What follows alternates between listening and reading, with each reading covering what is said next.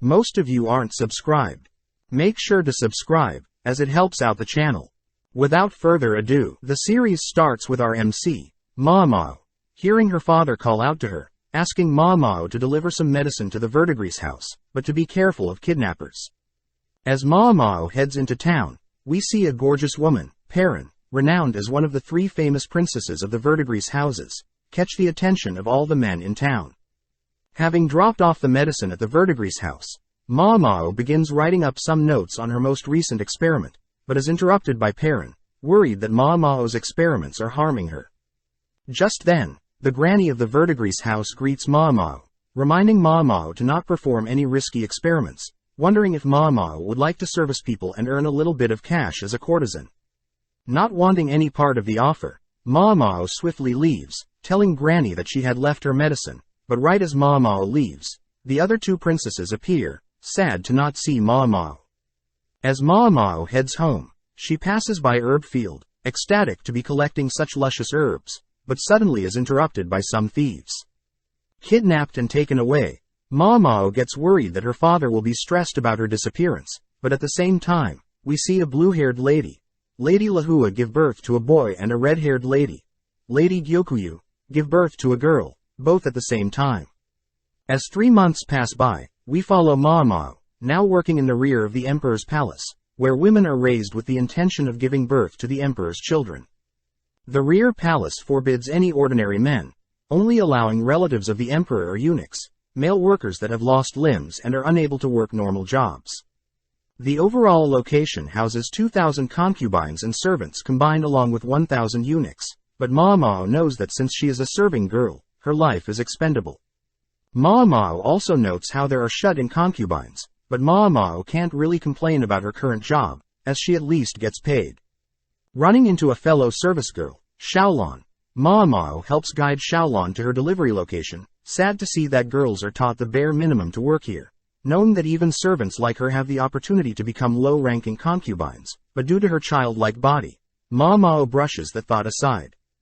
That evening, Mao chats with Xiaolon, learning that there have been rumors of a very handsome eunuch that had been spotted in the rear palace. That night, we see a very handsome man, Jinshi, checking up on Lady Lahua and Lady Gyokuyu. Sad to see that Lady Lahua is losing weight and growing ill, but is also terrified that both ladies' children are mysteriously falling ill. The next day, Xiaolon reveals to Mao that there have been rumors of a curse plaguing the rear palace, as all 3 of the emperor's children have mysteriously passed away. Apparently, this curse is also occurring to the blue-haired lady, Lady Lahua, and the red-haired lady, Lady Gyokuyu as well. Mao states that since Lady Lahua gave birth to a boy, she would be considered the empress consort and the higher ranking of the 2 women, but there are rumors that the emperor favors Lady Gyokuyu, meaning a power struggle is inevitable. Whilst eating, Mao also hears Xiaolon mention how Lady Lahua is getting sick as well, exhibiting symptoms of headache, stomachache and nausea. Having worked as an apothecary back in her village, Mao begins deducing possible causes that may have led to the symptoms, suspecting that someone must have poisoned Lady Lahua, but rules that thought out after some more thinking. Wondering if the cause is something passed down hereditarily, Mao wonders why she cares so much about rumors, but cheekily remarks that she should at least go and see if the rumors are true. Upon entering a more high-ranking area of the palace, Mao spots a crowd forming around the malnourished Lahua, who is accusing Gyokuyu of cursing her child.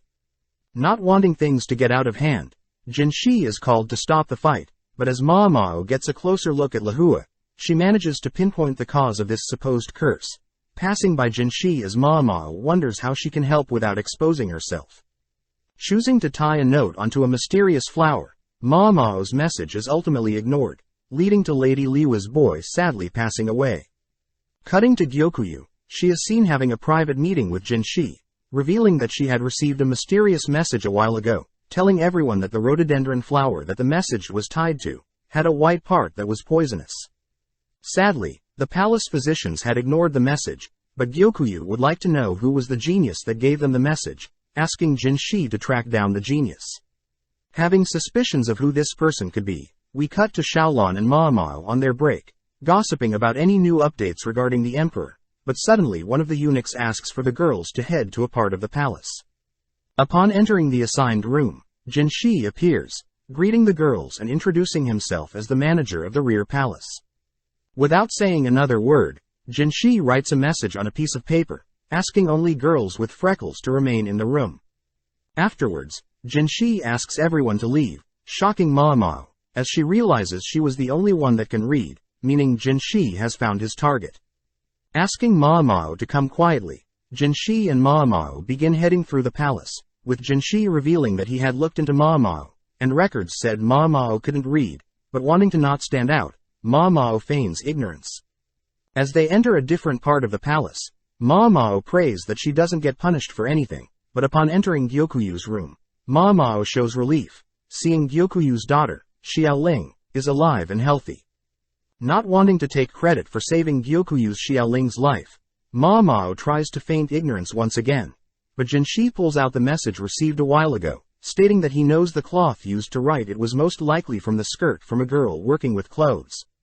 With no other reason to hide, Mao reveals that she had figured out that the white powder concubines used to appear paler as poisonous, having seen various women in her village continue to use the white powder, but at the cost of their lives. Mao also adds that she was able to identify the poison, due to being an apothecary, having knowledge in medicine overall. Hearing this, Gyokuyu states that a while ago, she was given the same white powder, but upon discovering that her child along with the nurse that provided the white powder was getting ill, Gyokuyu had stopped using it entirely, ultimately sparing her baby's life. Apparently, Gyokuyu had tried to warn Lahua about the white powder, but Lahua wouldn't listen. Fearing what is to come next, Mao asks what Gyokuyu plans to do with her, but with a cheerful smile, Gyokuyu states that Mao from today will be Gyokuyu's lady-in-waiting, just like an assistant. As Mao walks through the rear palace, Mao wonders if her being discovered is a good or bad thing, but at the same time, we see several soldiers suddenly collapse, suspecting that they've been poisoned. Seeing their men get poisoned, the leader of the soldiers accused the village leader for assisting the enemies, but just then we cut back to Jinshi, who has just learned of poisoning to their soldiers. Changing topics for a bit, one of the eunuchs asks Jinshi about Gyokuyu's new attendant, but Jinshi states that compared to Liwa's 10 attendants, Gyokuyu only has 4. But Jinshi reiterates that Gyokuyu is quite smart, only choosing attendants that she can trust, which explains why Mao is a candidate, as her knowledge of medicine is too valuable. Hearing the eunuch fear that Mao may abuse her new positions as Gyokuyu's attendant, Jinshi reasons that he should seduce Mao a bit. The next morning, Mao is seen packed up, chatting to Xiaolong, as she begins making her way to the Jade Pavilion, where Gyokuyu lives. Just then, Mao spots Jinshi flirting with several women, only to turn to greet Mao, following up by grazing Mao's hair in an attempt to seduce her, but this only weirds Mao out. Upon arriving at the Jade Pavilion, Mao is greeted by Hongyang, the head lady in waiting for Gyokuyu, who offers to show Mao around the Jade Pavilion. First visiting Gyokuyu, who warmly welcomes Mao to her new home, remarking that her child Xiaoling also is happy to see her. Next, Hongyang shows Mao the guest waiting room, the kitchen and living room where all the ladies in waiting are cleaning. Introducing themselves as Yinghua, Gaiyuan, Ailan, but when Mao introduces herself, all the girls notice Mao's wrapped-up arm. Hongyang states that there are no service girls in the Jade Pavilion, meaning that the 5 of them will have to do all of the work around here, but when Mao offers to help them clean up, the ladies stop Mao asking that she rest up for now, alluding to a special job that Mao will have to do later on. As Mao leaves, 3 of the girls begin speculating on Mao's tragic past, collectively shedding a tear for Mao. Showing Mao to her room, Hongyang instructs Mao to rest until she is summoned. Amazed at the spacious room, Mao is amazed at the promotion, knowing that only elites are normally hired to attend to such royals. That evening, it's revealed that Mao's special role is poison tasting, but Mao can't help but get excited at tasting such luxurious food. Jinshi reveals it is a serious role as when Gyokuyu was pregnant, people had tried to poison her twice, with the food tester being paralyzed after tasting the poisoned food. Starting with the first dish, Mao checks for any distinct marks or scents, only to finally taste the food, noting no numbness and concluding that the first dish is fine. As Mao makes her way through other dishes, Mao thinks about how she would run various experiments using poison when she lived with her father, meaning that she has grown immune to most poisons. That night, Mao advises Gyukuyu to switch the ceramic dishes for silver, as silver will react with most poisons. Amazed, Gyukuyu reveals that they had purposely used ceramic dishes to test Mao's logic, wondering why Mao doesn't reveal that she can read, write and has knowledge in medicine and poisons. Mao states that her kidnappers take most of the money she makes, intriguing Gyukuyu as she knows Mao doesn't want to give the kidnappers any more money. Turning to Mao, Gyukuyu hands Mao a large teapot, dropping it before Mao can grab a hold of it, only to wink at Mao as Gyukuyu states that she'll have to deduct damages out of her normal pay, but since she helped with poison testing earlier, Gyukuyu hands Mao a payment equal to her regular salary, that can't be touched by the kidnappers, impressing Mao as it's a loophole that Gyukuyu is using to help her. The next day, Mao is told to once again rest, only called to test meals that may be poisoned, but easily gets bored. Just then, Mao is called by Gyukuyu and Jinshi, who once again tries to seduce Mao, but no luck. Showing Mao a case of Baozi buns, Jinshi asks for Mao to check the authenticity of the food, but upon smelling the buns, Mao detects an aphrodisiac in the food. Amazed, Jinshi admits that he knew of the aphrodisiac in the food, which weirds Mao out, believing that Jinshi wanted her to eat it, making Gyukuyu laugh. Getting serious, Jinshi reveals that a group of soldiers had reported being poisoned not so long ago, exhibiting signs of nausea, difficulty breathing and other ailments. Due to suspicions, the soldiers had planned to punish the head of the village, but luckily one of the officers convinced otherwise, putting the punishment on hold. Asking if the soldiers ate outside, Mao realizes the cause of the issue, heading to a nearby rhododendron flower to explain. Chewing on one of the flower petals, Mao states that the flower gives the same symptoms listed, but in some cases, wood from trees can cause the same symptoms when burnt, making Jinshi realize that the soldiers did indeed use wood to start a fire. Relieved that the soldiers didn't harm the innocent villagers, Jinshi wonders if Mao can make him an aphrodisiac. Hearing this, Mao gets excited, knowing that she'll finally get to experiment with making various drugs, replying that she can try given the proper equipment. That night as Jinshi returns to his office, a random concubine attempts to seduce Jinshi, but Jinshi blatantly rejects her offer. Chatting with an eunuch, Jinshi reveals that he has been stationed here by the emperor, to test the loyalty of his concubines, but it's sad to see that most concubines end up betraying the emperor's trust. As Jinshi thinks about Mao, he admits that Mao is the only girl that is not attracted to him, making Jinshi curious as to what may convince her otherwise. The next morning, Mao visits the quack doctor, running into Gaoshin, Jinshi's assistant. As the quack doctor judges Mao for being a mere servant, Gaoshin guides Mao to a storage room, overwhelming Mao as she gets to experiment with all sorts of materials. As Mao is gleefully dancing, Jinshi interrupts, forcing Mao to get to work. As Mao begins writing up some things, she's amazed at how much paper she gets to use, pleased that Gaoshin is a quick learner compared to Jinshi who's standing idly by.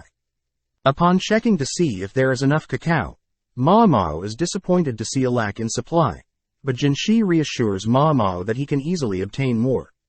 Back at the Jade Pavilion, Mao has gathered milk, butter, sugar, honey and powdered cacao, intriguing the other girls, as those are all expensive ingredients. As Hongyang orders the other girls to stop slacking, we see Mao finally begin to craft the aphrodisiac, stating that she had tasted cacao only once in the past, in the form of chocolate, which is considered an aphrodisiac. With everything mixed, Mao leaves the concoction to harden, but Mao also gets the idea of turning the leftovers into brownies, setting them on a shelf as she cleans up the mess. As Mao passes through the courtyard, she suddenly spots various herbs growing on the field, distracted by the various herbs, only to rush back to the kitchen where she sees everyone waiting for her. Apparently, the three girls had snacked on the brownies, and are now too exhausted to work. Presenting her chocolate and brownies to Gyukuyu and Jinshi, Mao warns that the aphrodisiacs are quite potent, and that they are 3 times as effective as most stimulants. As Gyukuyu leaves, she remarks that Mao is not knowledgeable with medicine but also can make drugs. With Jinshi and Ma Mao alone, Jinshi kisses Ma Mao on the back of her neck, only to leave. That night, we follow a lady walking through the palace, only to spot a mysterious figure high up on the palace walls, malnourished and pale. Cutting back to earlier, we see Jinshi talking with Lady Fuyu, but their conversation ends with Fuyu storming out. That night, a lady is seen dressed in all white, approaching another lady, terrifying the innocent bystander. The next morning, we follow Gyukuyu's 3 attendants chatting about their lives before serving Gyokuyu, even discussing how trade between western and central capitals is due to Gyukuyu influencing the emperor. The ladies also mention how stressful it was when Gyukuyu was pregnant, as many people were against a princess from a foreign land, giving birth to a child of the emperor. Following Ma Mao, we see Yingua check up on her, impressed that Ma Mao even knows how to make cold medicine. Upon seeing Ma Mao's wrapped up arm, Yingua checks to see if Ma Mao needs any help, reminding Ma Mao that she can vent to her if she needs. Changing topics, Yingua asks if Ma Mao is aware of a spirit haunting the rear palace, intriguing Ma Mao as she asks Xiaolan about the rumor. Xiaolan states that the ghost lady was sighted a few weeks back, only appearing at night near the Easter castle walls.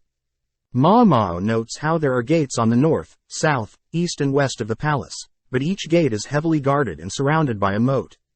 Xiaolan states that the corpse of the ghost lady supposedly exists at the very bottom of the moat, but Ma Mao notes how that is simply a cliché of all ghost stories. Visiting the quack doctor, Ma Mao is amazed that the doctor is now treating her like a normal human being, ever since discovering that she is knowledgeable in medicine as well. When the quack doctor attempts to serve Ma Mao snacks and tea, they are suddenly interrupted by Jinshi, who asks to join them. As Jinshi sits beside Ma Mao wonders what Jinshi's role in the palace is, thinking dirty thoughts, only to be brought back to reality.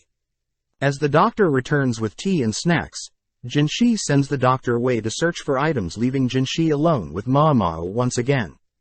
Now alone, Jinshi asks Ma Mao about the ghost girl rumor, catching Ma Mao's intentions when Jinshi mentions sleepwalking.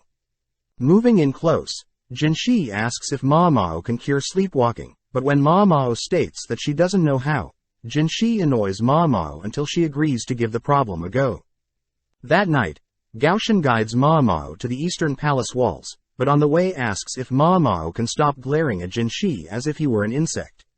Shocked to see that Gaoshan knows of her disgust for Jinshi, but Gaoshan reveals that Jinshi tends to fantasize about Ma Mao when he's in his office.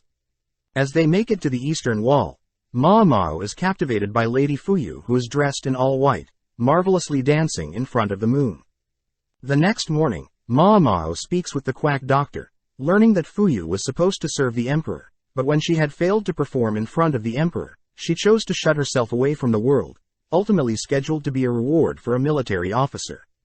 Knowing that she needs more information to cure Fuyu's supposed sleepwalking, Ma Mao asks for directions to Fuyu's room, but before Ma Mao leaves, she learns that Fuyu is from a poor country, which the quack doctor believes that Fuyu doesn't want to go back to. As Ma Mao and Gaoshan spy on Fuyu, Ma Mao is surprised to see Fuyu so timid, reminding her of the Fuyu cotton rose, a flower that remains white during the day, but turns deep pink during night. Returning to Xiaolan to ask for any more details, Ma Mao learns that the ghost lady had originally been spotted on the north side of the palace, but has since moved to the east. Believing that she has found the solution, she wonders if she should operate on solely speculations, but still chooses to present her findings to Gyukuyu and Jinshi. Ma Mao starts by recounting a tale of a concubine that lived in the town near her village, being a cheerful and skilled poet at first, but upon learning that she would be bought, had purposely acted demonic to avoid being bought. Additionally, Ma Mao adds that the person attempting to purchase the lady was a wealthy merchant that had a wife and kid. Hearing this, Gyukuyu wonders if Fuyu was the same, but Jinshi smirks, asking if Ma Mao is telling them everything she knows. With nothing else to add, Ma Mao states that since that day, Fuyu had been forbidden to leave her room, but Ma Mao hopes that everything works out. As days pass by, people start noticing Ma Mao more quiet than usual, leading all the way until the day of Fuyu's departure with her assigned military officer. Having a private chat with Ma Mao, Gyukuyu asks for Ma Mao's true answer to Fuyu's sleepwalking, convincing Ma Mao to reveal the rest of her solution. Apparently, Ma Mao believes that the military officer and Fuyu are childhood friends, having heard reports of the military officer insisting on Fuyu as his reward. Ma Mao hypothesizes that Lady Fuyu had purposely failed at her dance performance in front of the emperor, to avoid any attention. Next, Fuyu had faked her sleepwalking symptoms, as a way to devalue herself as a woman and give people reasons to get her out of the palace. Finally, Lady Fuyu's dance on the Easter Palace walls was most likely her way of praying for her military childhood friend to return safely from the eastern battlefields. As Fuyu leaves the palace, she shows her relief to finally reunite with her childhood friend, showing that Ma Mao's deductions were spot on. That evening, Ma Mao is seen wondering what it must be like to fall in love, but at the same time, Gaoshan asks Gyukuyu a favor involving Ma Mao. Cutting to Ma Mao, we see several of Liwa's ladies in waiting scolding Ma Mao, having pushed Ma Mao down, and begun berating Ma Mao for trying to feed Lihua such disgusting food. Flashing back, we see that the emperor is visiting Gyukuyu, having Ma Mao taste the food for poison. But before Ma Mao can leave, after confirming that the food is not poisoned, she's surprised to see the emperor personally ask for a favor. Apparently, the emperor had asked for Ma Mao to solve and cure the Lihua, as Lihua is acting strange, and since it's a request directly from the emperor, Ma Mao has no reason to refuse. Cutting back to the present, Ma Mao begins cleaning up the spilled food she had made for Lihua, only to be kicked out by Liwa's lady-in-waiting. Having lunch with Xiaolon, Ma Mao tells Xiaolon about Liwa's sick state, reasoning that the white powder must still be running through her body, but luckily the white powder along with the flour that it has come from has been banned from the rear palace. Xiaolon is amazed that Ma Mao was personally asked by the emperor to cure his concubine, but Ma Mao notes how strange it is that the emperor is asking her instead of the quack doctor, finishing up her meal, only to head to the kitchen. Knowing that she needs to expel the existing poison from Liwa's body, Ma Mao decides to create a better-looking porridge, but gets refused and kicked out by Liwa's lady-in-waiting. Trying once again, Ma Mao has no luck, but catches a glimpse of Liwa's normal prestigious meal, noting how the food may be delicious, but it's way too heavy for a sick person to be eating. As Ma Mao is kicked out, we see Jinshi off to the side observing her, watching as Ma Mao continues to try and serve Lihua, but her ladies-in-waiting continue to refuse Ma Mao's help. One day as Ma Mao tries to bring food to Lihua, Jinshi appears, asking if Ma Mao needs any help, but seeing Ma Mao defeated, Jinshi charms Liwa's lady-in-waiting, allowing Ma Mao to finally serve Lihua a porridge.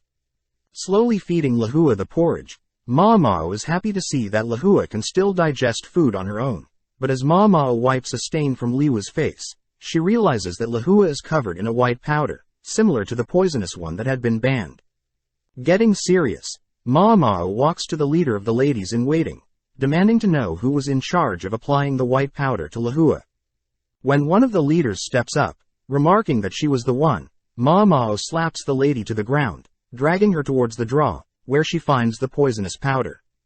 Dumping the powder on the lady, Ma Mao reiterates that the powder is poison, and that the lady's cocky know-it-all attitude is causing Lihua to slowly die. As Ma Mao orders Liwa's ladies-in-waiting to clean up the white powder, Jinshi can't help but admire Ma Mao's serious sudden tone, which Ma Mao quickly corrects. Getting to work, Ma Mao diluted her porridge, as Lihua is in worse condition than she thought. Next, Ma Mao opened up windows, to allow ventilation, as the incense set up by the Liwa's ladies were simply making it hard for Lihua to breathe. Ma Mao also orders Liwa's ladies to help wipe down and clean Lihua, only for Ma Mao to hydrate Lihua with tea to help flush out any toxins within Liwa's body. With Ma Mao spending more time taking care of Lihua, Lihua started to recover, allowing Ma Mao to begin adding fruits to the meal. As Ma Mao continues to take care of Lihua, it's revealed that the leader of the ladies in the meeting was punished and confined, having hid the poisonous powder from everyone. Checking up on Ma Mao, Janishi unveils a little treat for Ma Mao, who pleasantly accepts the gift, munching on the meal, but knows that the gift was from Gaoshan. Jinshi asks Ma Mao if they can help with Liwa's recovery, prompting Ma Mao to ask Jinshi to begin constructing a steam bath, stating that sweating will help Lihua as well. Returning to Liwa's side, Ma Mao suddenly hears Lihua speaking, leaning in close to hear Lihua ask why Ma Mao is helping her, stating that she doesn't want to live. Mao reveals that she knows Lahua doesn't want to die, prompting Lahua to agree, as she thinks about the memories she had with her baby. With days passing by, we see Mao help fuel the steam bath, where Lahua is instructed to sit in. Afterwards, Lahua is taken to her room cleaned off and fed, only for Liwa's ladies to help Mao clean off and dry Liwa's dirty sheets. That evening, the leader of Liwa's ladies had returned from confinement, declaring that she'll be taking over Liwa's recovery and promising to never mess up again. Hesitant to speak to Lahua, the leader of the ladies is relieved, seeing how much Lahua has recovered. With 2 months passing, Mao is happy to report that Lahua is recovering well, even able to wander the palace gardens all by herself. Seeing Lahua admire the garden's flowers, Mao admits that she thought Lahua would be arrogant and rude after the loss of her child, but it seems as if Lahua has accepted the loss, making Mao realize how pleasant of a lady Lahua truly is. As Mao rests for the day, we see Lahua sit by her side, silently thanking Mao for her help. With Mao's final day attending to Lahua, Mao reports that she has told Liwa's ladies in waiting how to proceed with Liwa's diet, pleasing Lahua. Before Mao leaves, Lahua asks Mao if she's capable of having another child, believing that the emperor no longer loves her, but Mao reveals that she was personally sent here by the emperor to make sure Lahua lives. Seeing Lahua still worried she'll lose the emperor to Gyokuyu, Mao reminds Lahua that she has assets that exceed Gyokuyu, whispering a technique that Lahua can perform that may impress the emperor in bed. As Mao leaves, she reveals that she had learned the technique from the ladies from her village when she was younger. Finally arriving back at the Jade Pavilion, Gyokuyu and the other ladies are glad to see Mao back, but that night, we cut to several men tossing trash into a fire. Out of nowhere, the fire erupts, changing into different colors that end up burning one of the men, who believes that he's been cursed. Sitting down and observing his wounds, the man begins to break down, terrified of the curse, but just then we cut to Jinshi on his morning training. Able to out-trade Basin, Jinshi commends his fellow eunuch, as Basin has greatly improved his swordplay. Getting cleaned off, Jinshi asks Gaoshan about Mao, happy to hear that Mao is recovering well, ever since returning to the Jade Pavilion. Cutting to Mao, we see her digging through a garden, ecstatic to finally find some rare mushrooms, wondering where she should hide them. Just then, Mao remembers that she has something to do, heading over to deliver Xiaolon some spare meals that Mao was gifted. Sparking up a conversation, Xiaolon asks if Mao had heard of a palace servant seducing a military officer, revealing that the servant had used an aphrodisiac, reminding Mao of the chocolates she had created. Heading over to the quack doctor, Mao reveals the matsutake mushrooms she's dug up, exciting the quack doctor. As they both start grilling the mushrooms, they both secretly enjoy the delectable taste of the mushrooms, but just then, a man barges into the room asking if the quack doctor can cure his curse. Inspecting the man's burnt hands, Mao offers to make an ointment for the burns, all whilst the man recounts what happened. The man says that 2 nights ago, he was burning trash by the east side of the palace as he normally would, only to stumble onto a discarded women's dress that had both sleeves burnt off and several wooden tablets. Knowing that he shouldn't waste time, the man simply tossed the dress and tablets into the fire, but out of nowhere, the fire began changing colors, and next thing he knew his hands were burnt. Seeing the man in utter shock, Mao takes out a stick, lighting it on fire, only to sprinkle chemicals to make the flame change color. When the man confirms that the color of the flames were the exact same, Mao states that chemicals are similar to what they use for fireworks, and as for the marks on the man's hand, Mao reasons it's probably due to the man growing a rash from the wood. As Mao hands the man an ointment, the man expresses his gratitude, but just then Jinshi appears, prompting the quack doctor to leave and prepare tea for Jinshi. Seeing such a happy smile on Jinshi's face, Mao gets annoyed, asking what Jinshi wants, but Jinshi gets serious asking Mao to come with him. Setting up chemicals in front of Mao, Jinshi asks Mao how many colors he can make with the chemicals and how to apply them. Mao states she's not too sure, but she knows some chemicals can be dissolved in oil and some in water. Before Mao can leave, Jinshi asks for the chemicals to be teapot steamed, shocking Mao, as Jinshi had found out she was hiding something. As Mao leaves, Jinshi orders Gaoshan to find everyone that had suffered rashes from holding wooden tablets, but Ma Mao knows that the wooden tablets were most likely used to decode a secret message. Heading back to the Jade Pavilion, Ma Mao wonders why everyone is in a rush, forced to try on a dress, only to learn that twice a year a garden party is held for the emperor and the high officials. On top of the emperor, his 4 upper-ranking concubines, the prestigious consort, Gyokyu, the wise consort, Lahua, the virtuous consort, Li Shu, and the pure consort Ah Duo. Hongyang states that last time, Lahua and Gyokyu couldn't attend due to giving birth, but this time, Gyokyu will be showing off her child, Princess Lingli, for the first time. Knowing that she can't skip out on attending, knowing that she'll have to help taste Gyokuyu's food, Ma Mao asks for Hongnang's help getting ready for the party. Hongnyan states that they'll have to pad up Ma Mao a bit, remove her freckles and apply makeup. With Ma Mao dreading having to smile at the high-ranking officials and stand in the cold wind, Ma Mao gets an idea, rushing to prepare things.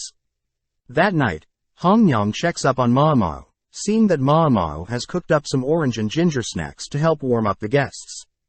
When Ma Mao shows off an additional layer she sewed onto her dress to keep hand warmers, Hongnyan begs Ma Mao to do the same for the other girls. Ma Mao immediately gets to work. As word spread of Ma Mao's pocket warmer trick and orange snack, Jinshi and Gaoshan ended up visiting, along with the emperor's seamstress and cook, asking to learn Ma Mao's techniques. With several days going by, Ma Mao rushes to prepare and learn everything needed for the garden party, managing to finish preparations the day before, but at the same time, Gaoshan reports that he hasn't been able to track down any other victims that have been received burnt marks like the cursed man. With the big day arriving, Ma Mao and the ladies all gather around Gyokyu, stunned at Gyokuyu's crimson beauty. As a token of appreciation, Gyokyu lends a piece of jewelry to each of her ladies in waiting, reminding Ma Mao that she is now part of her family. Just then, the ladies grab hold of Ma Mao, beginning to transform Ma Mao into a true woman, but as one of the ladies cleans off Ma Mao's face, they all stop and gather around Ma Mao's face. With all 4 princesses entering the assigned area, we see Jinshi greeting all the princesses, managing to charm Li Shu, heading to greet Gyokyu last. As Jinshi greets Gyokyu, he notes how Gyokuyu's crimson outfit and her jade eyes complement each other. But spotting Ma Mao to the side, Jinshi attempts to tease her a bit, but is stunned to see Ma Mao's gorgeous face.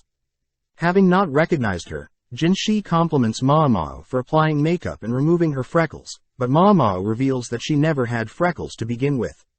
Finding it strange that Ma Mao would fake her freckles, Jinshi is shocked to learn that back in Ma Mao's village, men would prey on any women they can. But by faking freckles, Ma Mao would never be attacked or assaulted due to her ugly looks and childlike figure. Additionally, Jinshi learns that Ma Mao was kidnapped from her village, apologizing for something so sad to happen to such a talent like Ma Mao.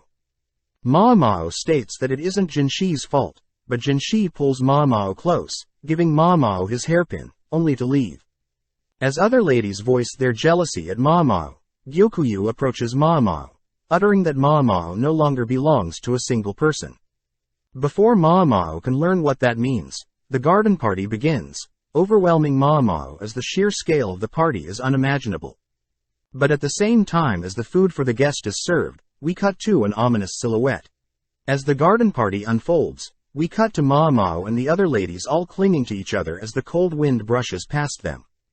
Peeking through the curtains, Ma Mao notes how the arrangement of the 4 concubines encourages rivalry. Looking around, Ma Mao spots Empress Dowager, having given birth to the emperor and the emperor's younger brother at a very young age. Sadly, the emperor's younger brother couldn't make the party, supposedly being too sick to leave the house.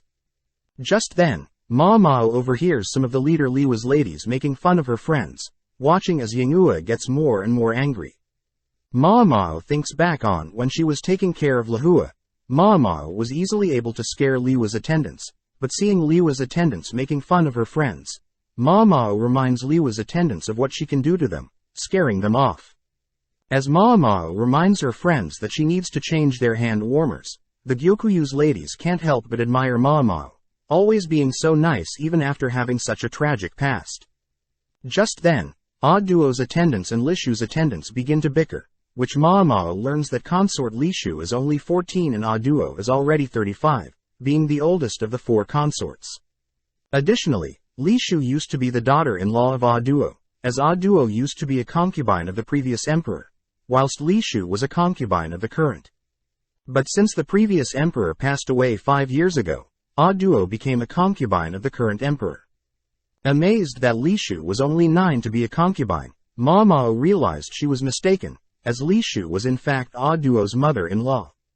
As Hongnian passes Gyokuyu's child to Ma Mao, they both notice Li Shu passing by, both bowing their heads, as Li Shu cockily walks past. Hongnian states that Li Shu is very young, as a virtuous consort like Li Shu would normally wear white, but instead Li Shu chose to wear a dark pink, a color similar to Gyokuyu's crimson red. As Hongnian leaves, Ma Mao spots several girls freezing cold, offering the girls to hold some coals to warm them up, but this only weirds them out. As Ma Mao returns to her friends, they start teasing Ma Mao for sharing her hand-warmer trick with other consorts' attendants, but Ma Mao suddenly spots a man handing his hairpin to a girl. Seeing Ma Mao intrigued, one of her friends mentions that fighting one hairpin is how men recruit ladies, but Ma Mao's friend also alludes to a second meaning. As Ma Mao leaves for some fresh air, a man, Lihaku, stops her, offering his hairpin.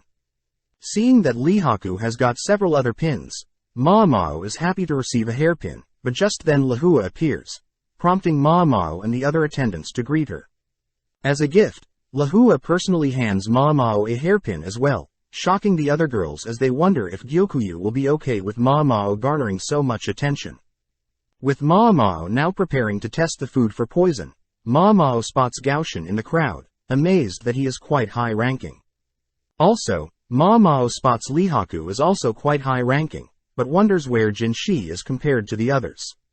With the first soup dish served, Ma Mao notes that there is no strange clouding appear, along with no peculiar smell from the soup.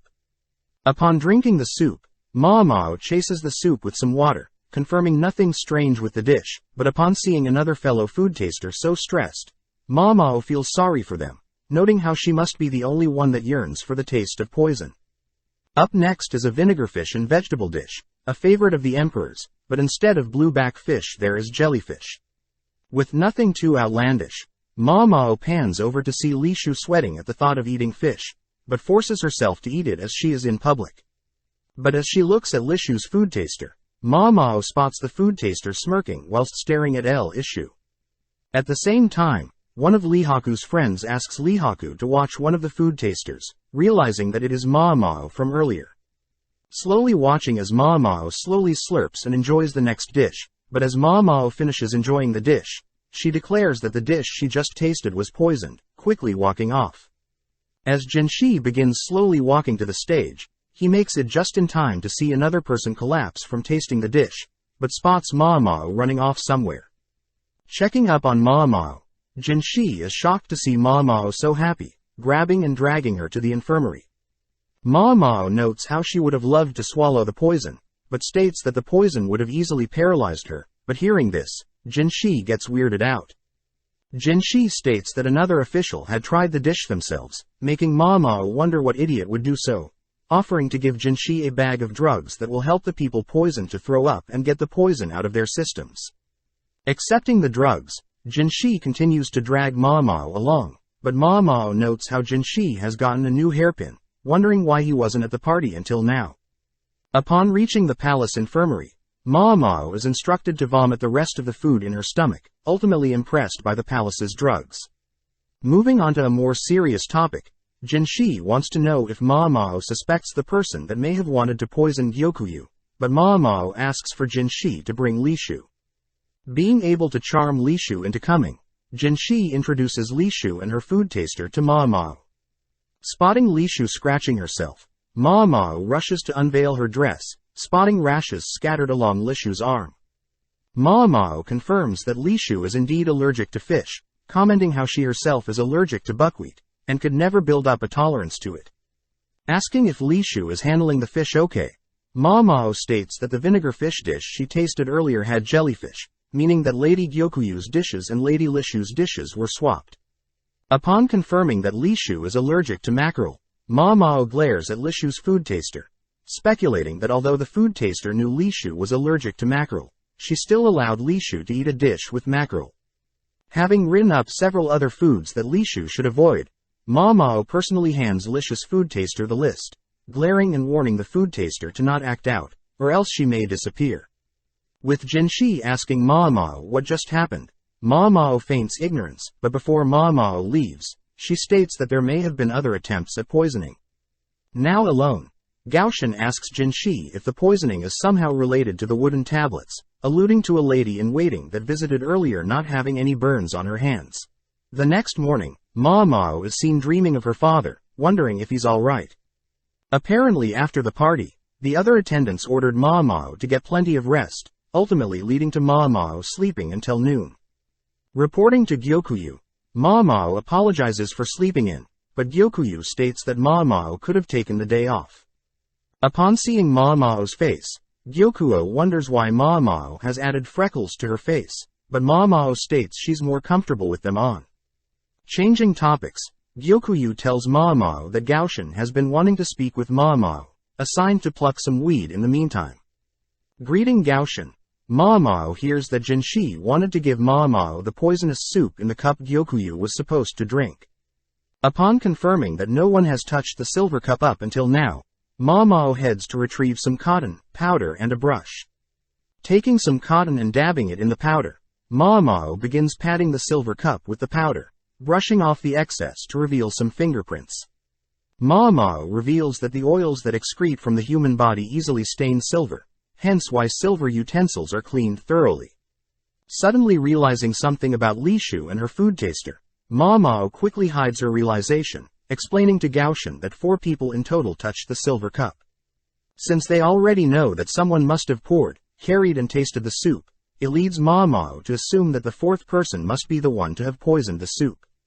Hearing this, Gaoshan wonders why Li Shu's food taster is touching Gyokuyu's dish, but Ma Mao reveals that Li Shu's food taster had swapped Li Shu's and Gyokuyu's dishes to bully Li Shu. Shocked that a lady-in-waiting will bully a high-ranking concubine, Gaoshan listens to Ma Mao's reasoning, learning that Li Shu's lady-in-waitings must have personally recommended Li Shu to wear a similar color to Gyokuyu, only to purposely wear white themselves, making Li Shu seem childish and disrespectful towards Gyokuyu. Sadly, Ma Mao knows that concubines can only rely and trust their ladies-in-waiting, but for Li Shu, it seems that the people she can trust the most are nothing but bullies. The bright side was that, since Ma Mao tasted the poison meant for Li Shu, Ma Mao was able to save Li Shu's life. When Gaoshan wonders what would have caused the ladies-in-waiting to turn on Li Shu, Ma Mao suspects that the ladies are not only jealous that Li Shu was able to become a concubine to the previous emperor at such a young age, but they also believe the Li Shu is disgusting for choosing to leech off the existing emperor after the previous emperor passed away. Seeing as the mysterious 4th person's fingerprints are near the edge, Ma Mao suspects it to be another lady-in-waiting, but before Ma Mao leaves, Gaoshan asks why Ma Mao didn't reveal Li Shu's food taster's crime of swapping and bullying Li Shu. Surprised that Gaoshan found out, Ma Mao reveals that she knows how rough it is to be a food taster, so Ma Mao reasons that remaining Li Shu's food taster is enough of a punishment. Reporting to Jinshi on his findings, Jinshi praises Gaoshan for getting the truth out from Ma Mao, but complains that he hasn't gotten any time to rest, as he's trying to figure out the culprit. Choosing to rest at his desk, Gaoshan reminds Jinshi to act more professional, but ends up helping Jinshi to remove his hairpin, something only a special individual can wear.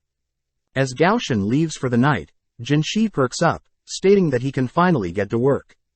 The next day, Ma Mao sits with Xiaolon, who is excited to hear that Ma Mao received several hairpins, mentioning that Ma Mao can finally leave the rear palace.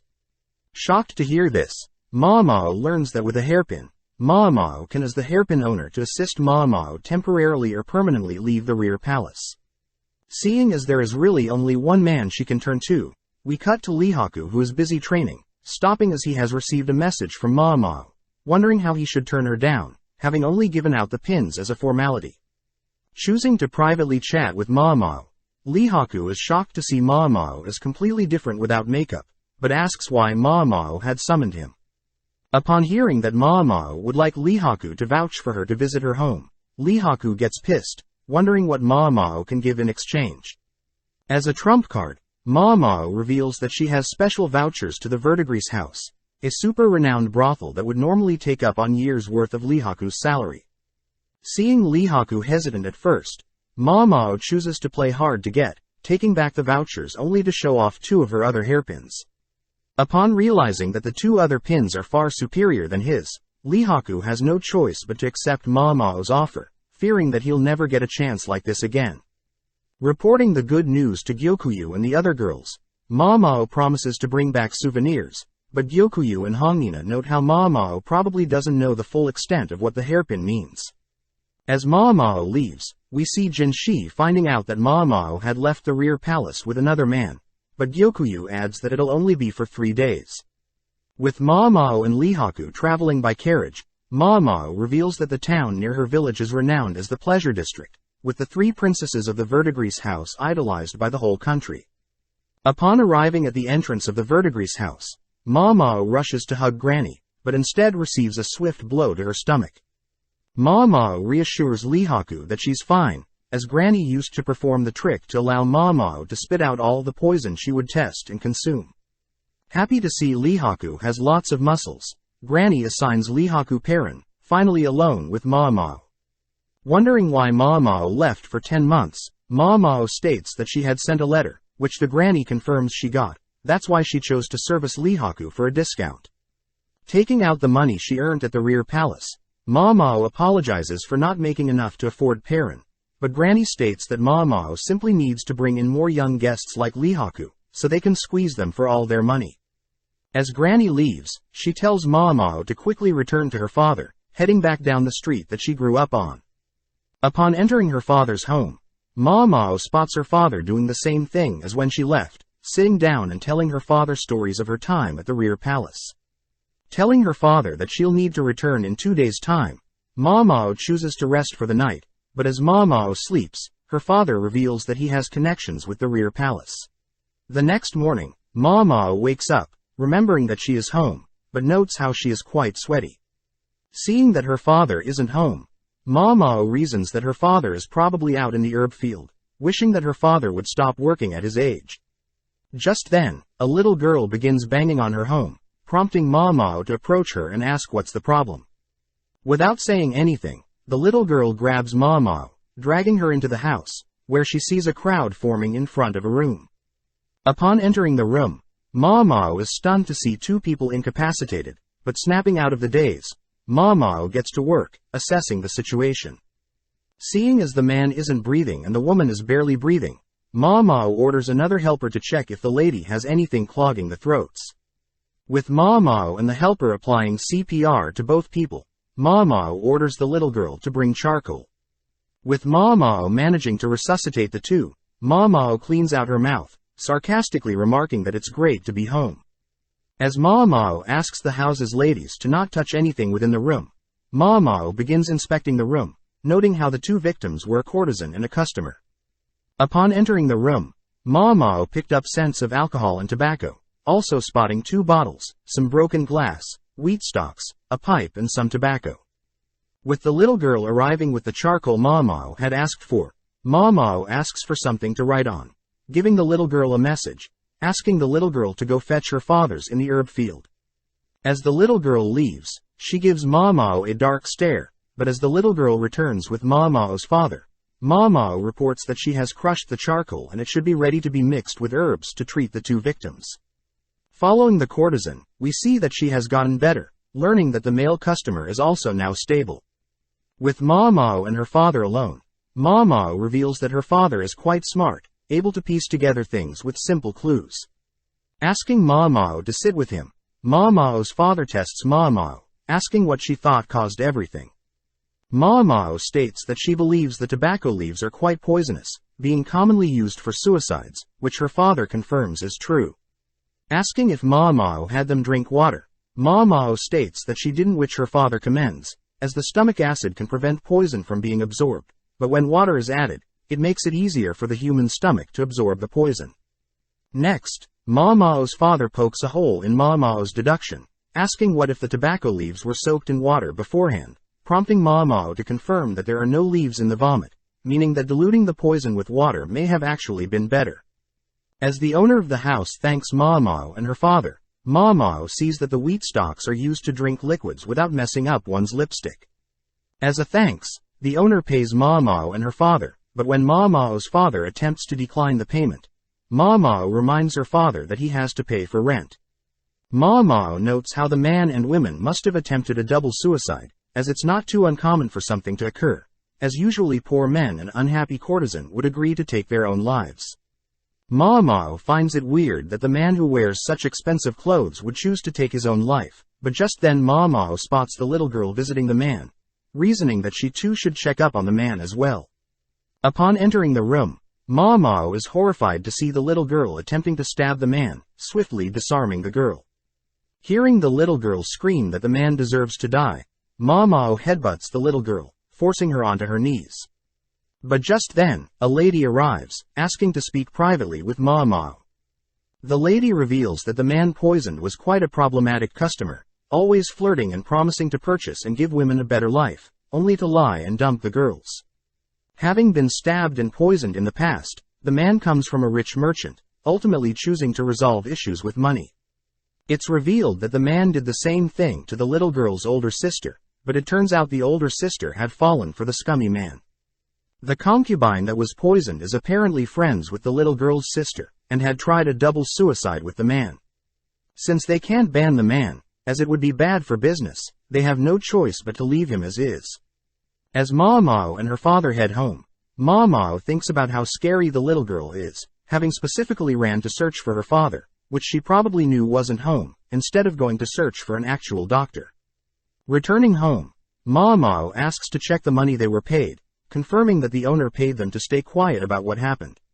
Still unable to figure out why a man that had been poisoned previously would be so easily poisoned, but before Mao can conclude anything, her father reminds Mao to only consider facts.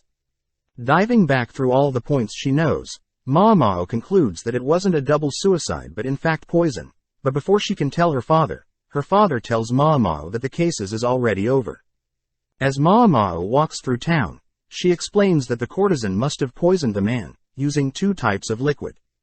Since the man would want her to taste any drink before he did, the courtesan must have poured an edible liquid and a non-edible liquid into the same cup, but due to the liquids' different densities, the edible and non-edible liquids would form their own layers.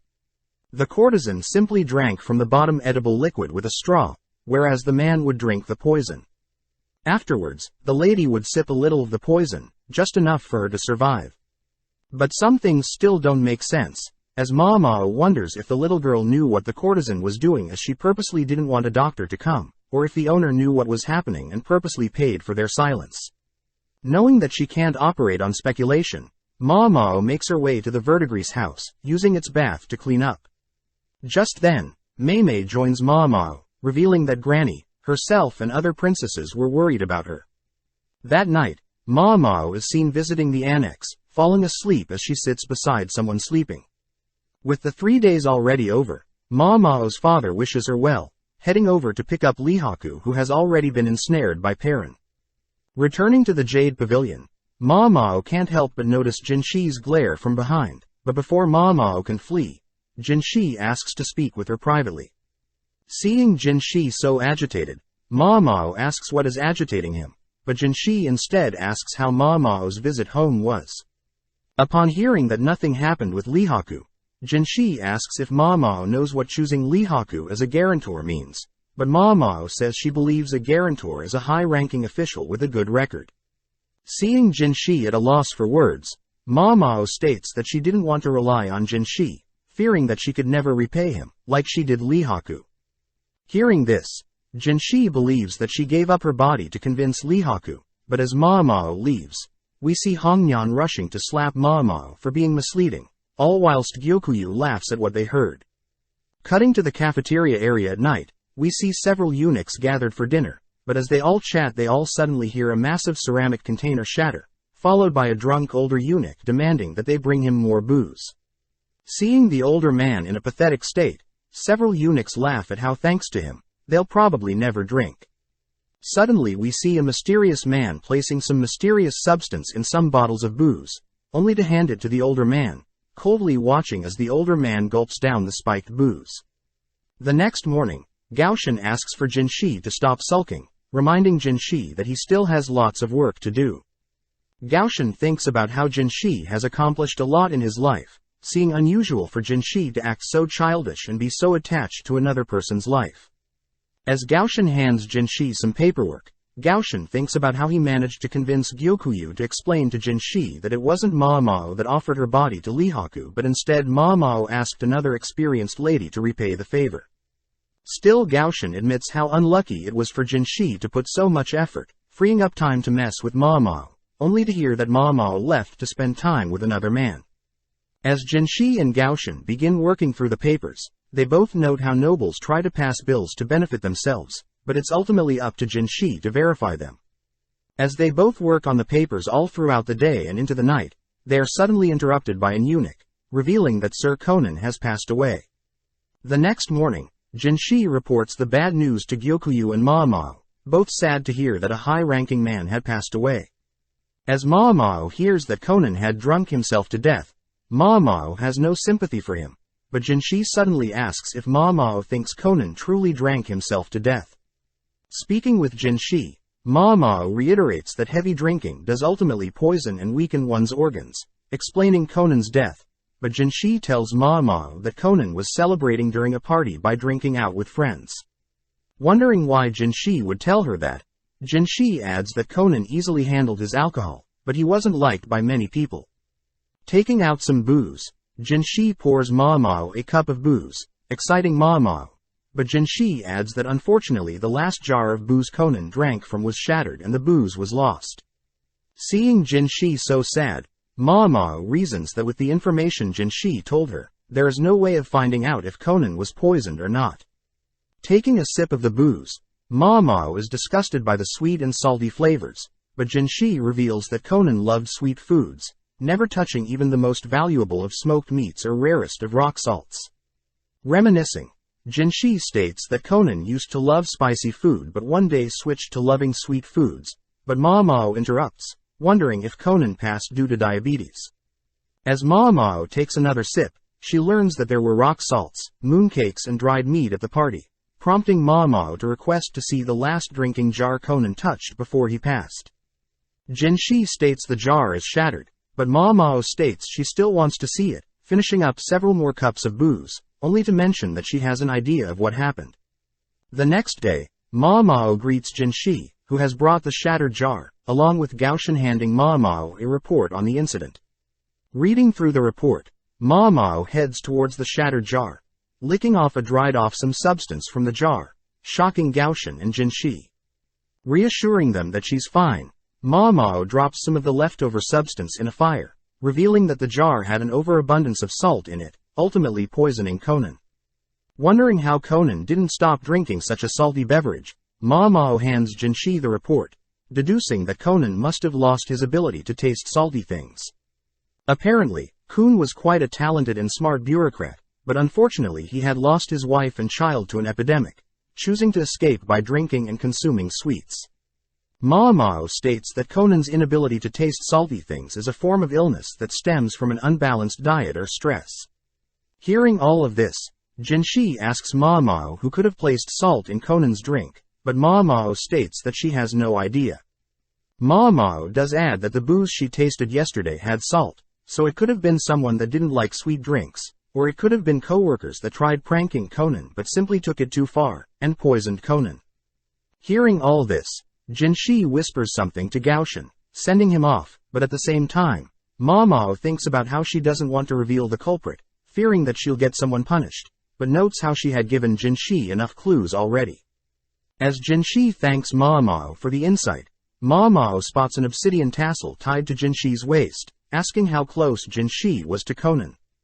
Jinshi reveals that Conan was crucial to him when Jinshi was a child, making Maamao feel sorry for Jinshi. As a thanks for all the help, Jinshi gives Maamao a bottle of booze, exciting Maamao, but as Jinshi tries to tease Maamao, Maamao fires back, teasing Jinshi for slacking on his paperwork. Backed into a corner, Jinshi mentions how he has the ability to pass a law that forbids underage drinking until the age of 20 years old, finally getting Maamao to concede their little dispute. As several days pass, we see a mysterious lady suddenly being flung into a body of water, helplessly left to drown.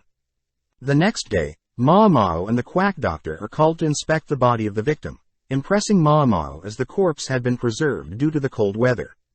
Asking about the victim, Ma Mao learns that the victim was most likely a servant from the rear palace and her body was found in the moat surrounding the palace, but gets thrown off seeing how scared the quack doctor is.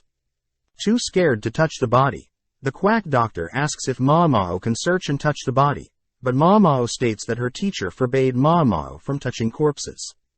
Just then, Jinshi appears, asking Ma Mao more on the reason she can't touch corpses, but Ma Mao shyly remarks that humans can become ingredients as well, and her father had foresaw Ma Mao experimenting with human corpses, forbidding Ma Mao from doing something so inhumane. As the quack doctor begins performing an autopsy on the corpse, they note how the woman is tall, has hard wooden shoes, bandages on one foot and all her fingers are red, but Ma Mao can't help but feel bad for how cold the lady must have been in the water. That evening, Jinshi tells Ma Mao that the lady was fine yesterday, suspecting that she must have climbed the palace walls and threw herself into the surrounding moat. Ma Mao states that it can't just be suicide, as Ma Mao couldn't find any ladder or way up on the walls by herself, but notes how there are intrusions on the palace wall that can help people climb up there, revealing that Fuyu used the intrusions to climb the wall by herself. Since the victim's feet were bound to appear more small and beautiful, meaning that murder is not completely off the table either, as Ma Mao suspects the victim had tried to climb out of the moat whilst drowning, but failed, hence her red fingers. Pondering for a bit, Ma Mao thinks about how cruel the world is, as people aren't able to choose when they die, especially if they fall prey to other people. As Ma Mao begins going through her traumatic past, she asks if Jinshi were to ever to execute her, that he would at least choose poison. Confused as to the sudden dark tone, Jinshi states that he would never execute her, but Ma Mao reminds Jinshi that she is simply a commoner, and that the world is quite cruel to commoners. Seeing as she may have soured the mood, Ma Mao excuses herself, but it's later revealed that the victim had also attended the garden party and people had found a written will, meaning people deemed the case a suicide. As several more days pass by, we cut to Gaoshan finally reporting that he has finally found someone with burns on their arms, revealing it to be Feng Ming, the head lady in waiting for concubine Ah Duo. Heading to chat with Xiaolon, Ma Mao listens to the rumors Xiaolon has heard, believing that the servant that drowned belonged to the Garnet Pavilion. People suspect that the servant was ordered by concubine Ah Duo, but Xiaolon also reveals that Ah Duo will probably be replaced by a younger concubine eventually. This is because Ah Duo is 1 year older than the emperor, being 35 years old, and although Ah Duo was able to conceive a baby boy, it sadly passed away long ago. Hearing this, Ma Mao thinks about how trapped ladies are in the rear palace, solely being used to give birth, wondering if Lady Lahua will grow old and be replaced, or if Gyokuyu will be abandoned by the emperor. Before Xiaolon leaves, Ma Wamo hands Xiaolon some leftover food from their most recent tea party, exciting Xiaolon. But as Ma Mao returns back to the Jade Pavilion, she learns that they'll be having another tea party. Seeing as everyone is more busy than usual, Ma Mao learns that Lady Lishu will be attending the tea party. With everything set up, Lady Gyokuyu greets Lady Lishu, both already tense as Ma Mao notes how they both to be more wary than when the emperor was here. Watching Gyokuyu conversate, Ma Mao is impressed, as Gyokuyu is able to control and steer the conversation with her polite manners. Ma Mao heard that Gyokuyu constantly sends messages to her family, making sure to be aware of current events in the outside world, making her an intellect worthy to be a concubine. As Ma Mao glances at Lishu's food taster, Ma Mao feels bad as the food taster is scared to death of Ma Mao, and on top of that, Lishu's other lady-in-waiting doesn't seem to be paying attention. To ease the conversation, Gyokuyu asks if Lishu would like some snacks, delighting Lishu. Unveiling their sweet drink, Gyokuyu shows Lishu a drink that will warm her up, consisting of boiled orange peels and honey. But hearing the ingredients, Lishu's face drops, prompting Ma Mao to deduce that Lishu is allergic to honey, all whilst Lishu's lady-in-waiting mock Lishu for being a picky eater again. Intervening, Ma Mao sips the orange and honey drink, signaling to Gyokuyu that they should offer another beverage, opting for some hot ginger water instead, pleasing Lishu.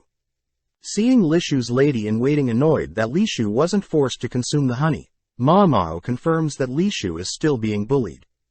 As everything wraps up, Ma Mao is forbidden from helping clean up the tea party, running into Jinshi, who Ma Mao suspects set up the tea party. Before Ma Mao can leave, Jinshi asks if Ma Mao had heard about the rumors regarding the attempted poisoning being tied to the servant who drowned. Upon confirming that she has heard the rumors, Jinshi asks if Ma Mao truly believes the servant took her own life, but Ma Mao can't say for certain. Jinshi also asks why a mere servant would poison Li Shu, but Ma Mao reiterates that she doesn't know. With no other choice, Jinshi reveals that Ma Mao will be working under A Duo, stationed at the Garnet Pavilion for the next couple of days. As Ma Mao heads over to the Garnet Pavilion, Ma Mao notes how unlike Gyokuyu's comfy jade pavilion and Liwa's refined crystal pavilion, A Duo's pavilion feels simple. Greeting Ma Mao and some other servants, Feng Ming, the head lady in waiting, states that they'll be working here for the next 3 days, only to be interrupted by A Duo herself. Glancing at A Duo, Ma Mao is mesmerized by A Duo's masculine and feminine appearance, wondering if A Duo is truly 35 years of age. As A Duo thanks the servants for the extra help, she heads elsewhere, but Ma Mao notes how she reminds her of someone. As Feng Ming guides them around the Garnet Pavilion, Ma Mao notes how Feng Min is quite approachable, believing Feng Ming would be more entitled and from a noble family. Feng Ming asks Ma Mao and the other girls to begin dusting off some old items, but Ma Mao spots Feng Ming has bandages wrapped around her arm. Getting to work, Ma Mao notes how many items are in the room, heading outside with some books, impressed that the servants are all working hard, unlike Liwa's ladies-in-waiting. Individually spreading out and opening up the books, impressing Feng Ming, which Ma Mao notices is very fit to be head lady-in-waiting, giving plenty of compliments as well as being very observant. With a tough day of cleaning over, Ma Mao slowly waddles to report her finished work, impressing Feng Ming as she has given Ma Mao and the other servants a huge room to rest, even lighting a scented candle to set the mood. As Ma Mao lays next to the other girls, she wonders Jinshi's reason for sending her here, having not told Ma Mao to do anything in particular. The next morning, Ma Mao watches on as all of A Duo's servants continue to work hard, even spotting Feng Ming set an example, joining in to ease the workload. Seeing this dedication, Ma Mao wonders if Feng Ming ever considered marriage or if Feng Ming chose to serve A Duo for life. Ma Mao reasons if Feng Ming was deeply loyal to A Duo, it could possibly explain Li Shu's poisoning, as Feng Ming feared A Duo would be replaced, choosing to free up a spot by taking out another fellow concubine. As Ma Mao is called to help elsewhere, she notes the abundance of honey, learning that Feng Ming's family owns a bee farm, explaining the sweet candle scent last night. Beginning to move the honey elsewhere, Ma Mao spots Lady Li Shu and her food taster, both acting frightened, wondering why they're here at the Garnet Pavilion and if it has anything to do with honey. With her 3 days up, Ma Mao reports back to Jinshi, annoyed that Jinshi is acting so nonchalant and asking vague questions. Getting serious, Jinshi asks who would be most qualified to contact the outside world, out of the ladies in the Garnet Pavilion. Realizing that Jinshi is leading her somewhere, Ma Mao reveals that Feng Min would be the most qualified, having deduced that the bandages around her arm link her to the mysterious colored wooden tablets, believing the tablets to have some sort of code. Happy to hear that Ma Mao is on the same page, Jinshi dips his finger in some honey, slowly approaching Ma Mao as he intends to give her a reward. Creeped out, Ma Mao begins to back away, only to be cornered, calling out to Gaoshan for help, but no reply. Wondering if she should just give in or escape, but as Jinshi slowly moves his fingers closer to Ma Mao, he utters that it's not honey but an aconite syrup. Upon hearing this, Ma Mao begins realizing something, piecing Li Shu's allergic reaction to the servants drowning along with realizing Feng Ming's involvement, all tied to syrup. Luckily, Gyokuyu catches Jishin in the act, scaring Jinshi off, checking to see if Ma Mao is alright. Still mad that Gaoshan let Jinshi get away with such an act, Ma Mao asks to visit Li Shu, accompanied by Gaoshan. Li Shu is sad to see that Jinshi isn't visiting, but allows Ma Mao to speak her mind, prompting Ma Mao to ask if Li Shu is allergic to honey. Li Shu is surprised that Ma Mao knows, revealing that when she was younger, her nurses forbid honey, believing it was life-threatening. Before Li Shu can say anything further, one of Li Shu's lady-in-waiting butts in, scolding Ma Mao for digging into Li Shu's private life, followed by another lady-in-waiting asking Li Shu to kick Ma Mao out. Seeing Li Shu being manipulated by the ones so close, Ma Mao declares that she is simply following Jin Shi's orders, getting the girls to back off. Getting serious, Ma Mao asks if Li Shu is aware of Feng Ming, spotting Li Shu's being terrified upon hearing that name. As Ma Mao and Gaoshan head back, Ma Mao asks if she can learn about past events in the rear palace, prompting Gaoshan to search previous court documents, wondering what Ma Mao has figured out. Sifting through the documents, Ma Mao realizes 17 years ago while the current emperor had their now deceased son, with Ah Duo. Apparently at the same time, the current emperor's father had a son as well, the current emperor's little brother. The documents state that Ah Duo and the current emperor were raised by the same parents, making them foster siblings, but most shocking of all, the baby that passed away was delivered by Dr. Luoman, Ma Mao's father. Sadly, Ma Mao had already suspected this, spotting herbs that she saw her father growing when she was younger, and can only be found in different regions. The documents state that Luoman was expelled, leading Ma Mao to wonder the reason for her father being kicked out. The next morning, Ma Mao heads to visit Feng Ming, telling Feng Ming that she has brought a gift for Ah Duo from Gyokuyu, but when Ma Mao shows what's inside the gift, Feng Ming gets serious, inviting Ma Mao in. As Feng Ming begins cooking up some snacks, Ma Mao spots several pieces of luggages packed up, confirming her suspicions. As Feng Ming serves Ma Mao her snacks, Feng Ming asks Ma Mao what she's looking for, but Ma Mao immediately asks when Feng Ming will be leaving. With Feng Ming impressed, Ma Mao continues, revealing that she knows the cleanup for the Garnet Pavilion was simply preparations to welcome the new high-ranked concubine and that Ah Duo must leave soon.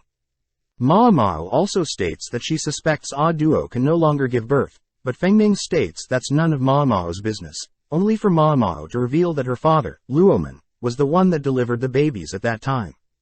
Ma Mao suspects that since the former emperor and the current emperor had babies at the same time, Ah Duo was ultimately left to give birth alone, as Ma Mao's father was forced to prioritize the previous emperor.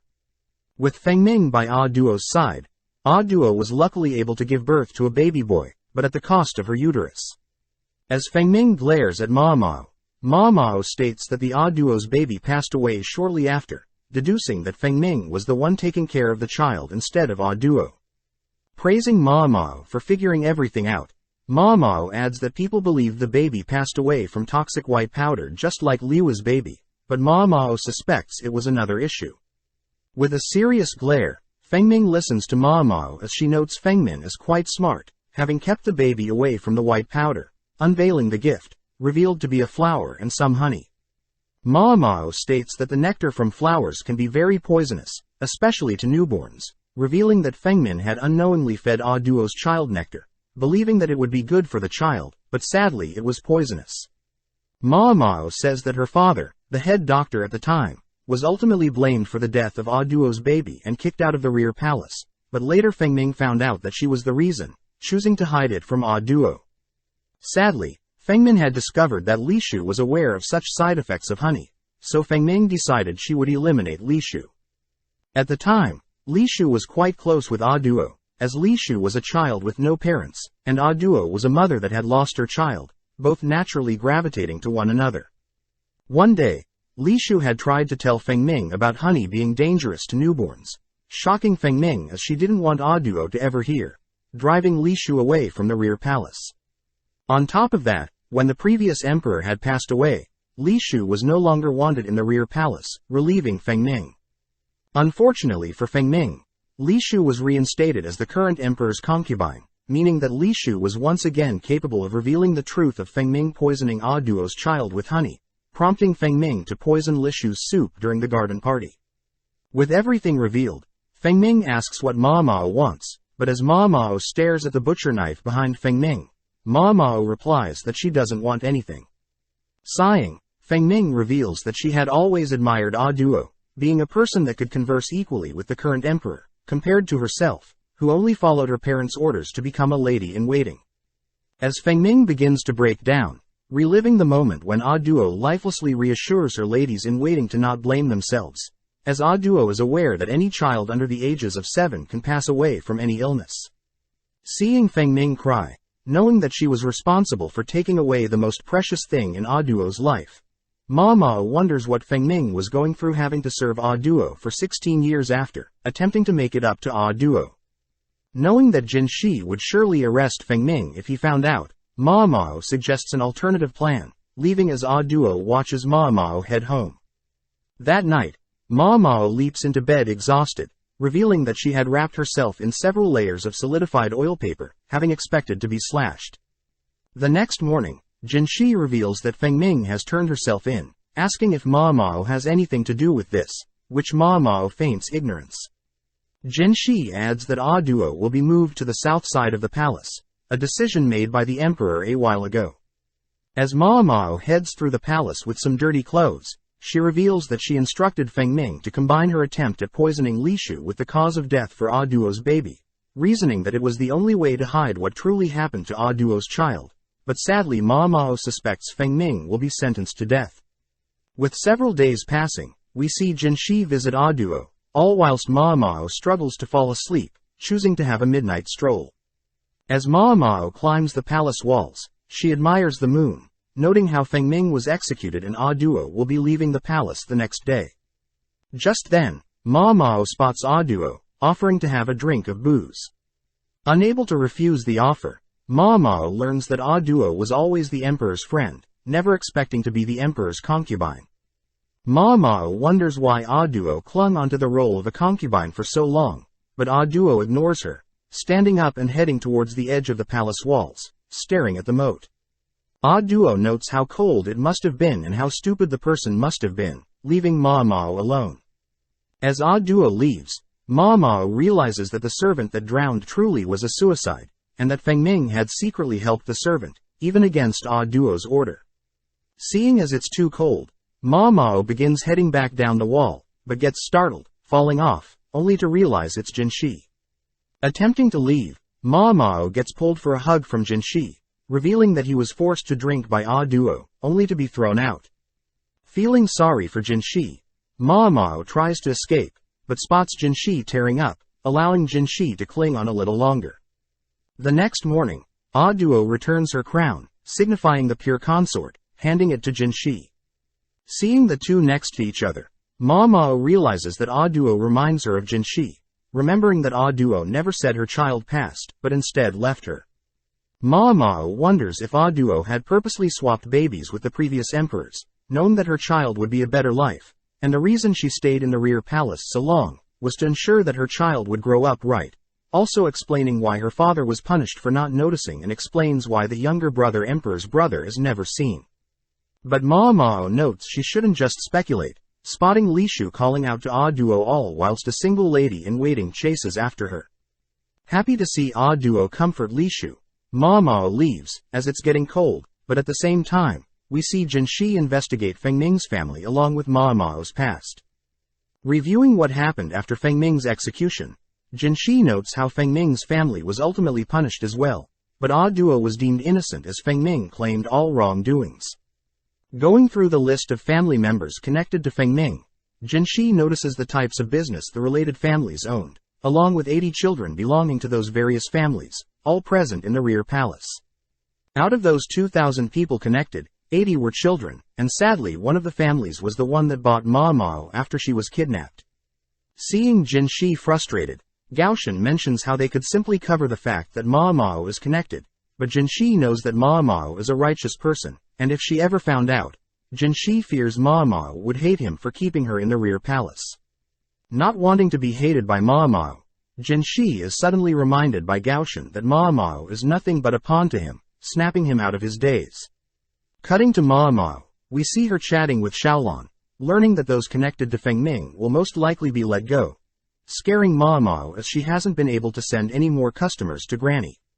Fearing that if she returns home now, Granny will probably sell her off, prompting Ma Mao to begin running through the palace, checking to see if there are any connections between the merchant family that bought her after her kidnapping, and Feng Ming's family. Out of breath and still unsure of her situation, Ma Mao spots Jin Shi, running over to him and asking if they can chat. Moving to a private location, Jin Shi hands Ma Mao the list of people that will be let go, which Ma Mao realizes she will be one of those being let go, asking how Ma Mao feels about the situation. Ma Mao thinks about how life is quite pleasant in the rear palace, being able to taste all sorts of foods, as Gyokuyu's lady-in-waiting, whilst also having access to all sorts of herbs through the quack doctor. Sadly, Ma Mao knows she shouldn't beg, telling Jinshi that she knows she's a servant, so she'll happily accept whatever happens to her. Even though she knows she shouldn't, Ma Mao asks to stay and in exchange take a pay cut, but Jinshi has to be stern, officially relieving Ma Mao of her duties in the rear palace. With Ma Mao packed up, we cut to Jinshi sulking in the corner, with Gaoshan attempting to cheer him up with no progress. With a week passing, Gaoshan notes how Ma Mao politely left, but Gyokuyu was not very happy with the decision, but Jinshi had reasoned that he didn't want to keep Ma Mao only to be used, but Gaoshan wonders if there will ever be another like Ma Mao, as she probably was more than any other normal toy Jinshi was used to. With Ma Mao returning to the pleasure district, she is immediately assigned to attend a party with the 3 verdigris princesses, shocked to hear that a noble was able to afford all 3 princesses at once. As Ma Mao gets ready for the party, she reveals that she was paid a good amount when she was fired, able to avoid being sold off, and instead is assigned to attend the upcoming party to help the verdigris princesses stand out. As Granny barges in to order the girls to hurry up with preparations, Granny notes how beautiful Ma Mao is, asking if Ma Mao would reconsider being a courtesan. As Ma Mao and the others head towards the nobles' party, Ma Mao notes how she doesn't have the features nor the talent to play the part of a courtesan, ultimately arriving at the noble party. Upon entering, Ma Mao is amazed at all the antique and valuable goods littered around the noble's palace, entering a room filled with young nobles that apparently Lihaku had introduced. With the verdigris princesses spotting their next prey, Ma Mao and several other ladies head to work, entertaining, dancing, singing and serving the nobles. As Ma Mao makes her rounds, she suddenly spots a depressed nobleman, checking to see if he's okay. Surprisingly, it's Jinshi, who is surprised to see Ma Mao here, all dolled up and among other courtesans. Ma Mao reveals that their part-time job is a courtesan, shocking Jinshi, but Ma Mao reassures him that she's still pure. Seeing as this is the perfect chance, Ma Mao asks if she can work at the rear palace again, but Jinshi notes how he thought Ma Mao didn't like working there. Ma Mao corrects Jinshi, having tried to convince him to let her stay, but Jinshi fired her regardless. As Ma Mao begins listing the great memories she had in the rear palace, Jinshi laughs, apologizing for the miscommunication. Jinshi states that Ma Mao isn't the best at communication sometimes, which Ma Mao already knows, but this makes Jinshi reach towards Ma Mao's face, prompting Ma Mao to naturally pull away. Knowing that Jinshi is quite persistent, Ma Mao allows Jinshi to touch with only fingers, watching as he smears Ma Mao's lipstick onto his fingers, only to kiss his fingers, flustering Ma Mao. As the other concubines notice Jinshi and Ma Mao flirting, Ma Mao realizes that Gaoshan is also present, ultimately forced to explain what happened to her 3 verdigris sisters. Returning to being an apothecary, Ma Mao begins working at the verdigris house, recounting her life over the past year, being kidnapped, sold off, promoted and finally fired. Just then, Granny appears, asking if she can help out with a patient, only to head to wash off. Spotting Granny join her, Ma Mao notes how the brothel and the rear palace are quite similar, promising to pay off her debt, but unsure what the future entails. That night, Ma Mao struggles to fall asleep, telling her dad that she needs to get some fresh air, heading into the garden, only to reminisce about her time in the rear garden, all whilst it begins to snow. The next day, Jinshi arrives at the verdigris house, offering Granny a huge amount of gold, along with a strange insect, all in exchange for Ma Mao. Flashing back, we see Jinshi sitting with the emperor, asking Jinshi to personally attend to his garden. Knowing how cunning the emperor is, Jinshi notes how he can barely outperform a regular person with intellect and martial arts, but he's grateful to be given looks more beautiful than any other. Being offered some wine by the emperor, Jinshi gulps down the cup of wine, accepting the emperor's offer to manage the rear palace. Cutting to the present, we see Mei Mei gifting Ma Mao all sorts of accessories, but Ma Mao notes how she doesn't have to look all nice to go to work. Scolding Ma Mao, Mei Mei states that Ma Mao should at least put in a little effort, as Mei Mei believes that she has to show gratitude for such an opportunity. Ma Mao thinks about how Mei Mei can basically retire with no worries, but her popularity as a courtesan persists, as Mei is very intellectual, able to entertain customers through song, chess and go. Just then, Pyron and Joka arrive.